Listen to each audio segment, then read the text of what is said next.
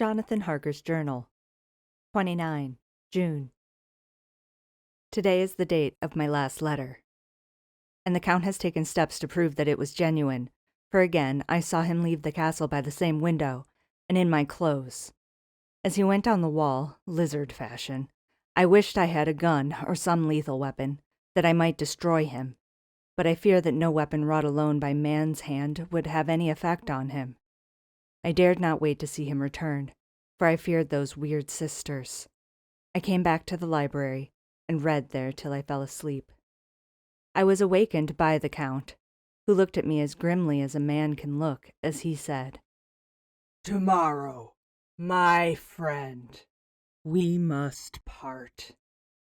You return to your beautiful England, I to some work which may have such an end that we may never meet.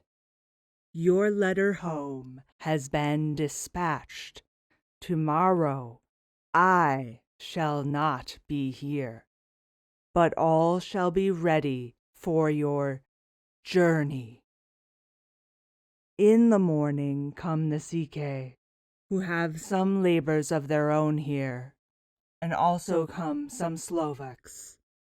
When they have gone, my carriage shall come for you, and shall bear you to the Borgo Pass to meet the diligence from Bukovina to Bistritz.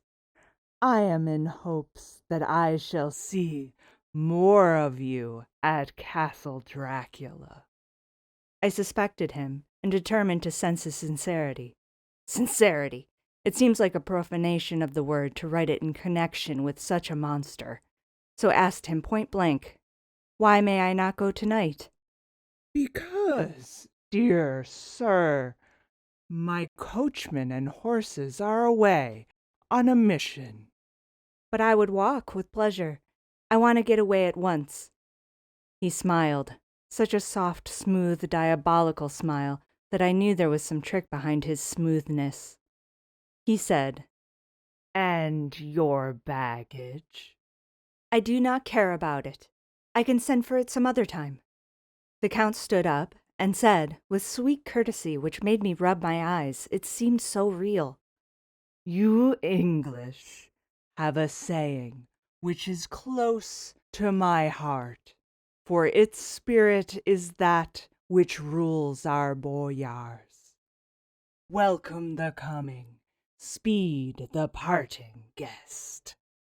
Come with me, my dear young friend.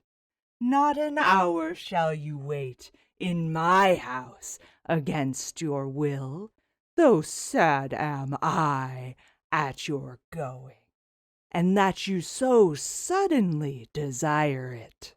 Come." With a stately gravity, he, with the lamp, preceded me down the stairs and along the hall. Suddenly he stopped. "Hark!" Close at hand came the howling of many wolves. It was almost as if the sound sprang up at the rising of his hand, just as the music of a great orchestra seems to leap under the baton of the conductor. After a pause of a moment, he proceeded, in his stately way, to the door, drew back the ponderous bolts, unhooked the heavy chains, and began to draw it open. To my intense astonishment, I saw that it was unlocked. Suspiciously, I looked all around, but could see no key of any kind. As the door began to open, the howling of the wolves grew louder and angrier, their red jaws, with champing teeth, and their blunt clawed feet as they leaped, came in through the opening door. I knew then that to struggle at the moment against the Count was useless. With such allies as these at his command, I could do nothing. But still the door continued slowly to open, and only the Count's body stood in the gap. Suddenly it struck me that this might be the moment and means of my doom. I was to be given to the wolves, and at my own instigation. There was a diabolical wickedness in the idea, great enough for the Count, and as a last chance I cried out, "Shut the door! I shall wait till morning!" and covered my face with my hands to hide my tears of bitter disappointment. With one sweep of his powerful arm, the Count threw the door shut, and the great bolts clanged and echoed through the hall as they shot back into their places. In silence, we returned to the library, and after a minute or two I went to my own room. The last I saw of Count Dracula was his kissing his hand to me, with a red light of triumph in his eyes, and with a smile that Judas in hell might be proud of. When I was in my room and about to lie down, I thought I heard a whispering at my door. I went to it softly and listened. Unless my ears deceived me, I heard the voice of the Count.